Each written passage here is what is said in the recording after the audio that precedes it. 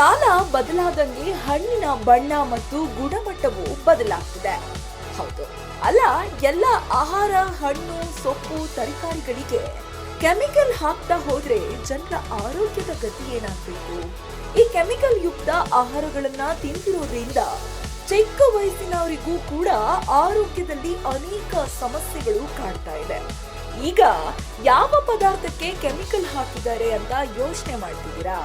ಇಲ್ಲಿದೆ ನೋಡಿ ನಿಮಗೆ ಬೇಕಾದ ಇನ್ಫಾರ್ಮೇಶನ್.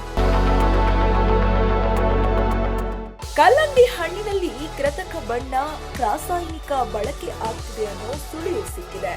ಬಿಸಿಲು ಬಿಸಿ ಹೆಚ್ಚಾಗ್ತಾ ಇದೆ. ಜನರು ತಂಪಿಗಾಗಿ ಕಲ್ಲಂಗಡಿ ಜ್ಯೂಸು, ಹಣ್ಣು, ಐಸ್ ಕ್ರೀಮ್ ಕಡೆಗೆ ಓಡ್ತಾರೆ. ಆದ್ರೆ ಕಲ್ಲಂಗಡಿ ಹಣ್ಣು ತಿನ್ನೋ ಮುಂಚೆ ಎಚ್ಚರ. ಇದನ್ನ ನಾವು ಹೇಳ್ತಿಲ್ಲ ಗುರು, ಆರೋಗ್ಯ ಇಲಾಖೆಯ ಈ ಎಚ್ಚರಿಕೆಯನ್ನ ನೀಡುತ್ತಿದೆ. ಹೌದು, ಹೋಲುವ ರಾಸಾಯನಿಕಗಳು ಹೊಟ್ಟೆಗೆ ತುಂಬಾ ಅಪಾಯಕಾರಿಯಾಗಿದೆ.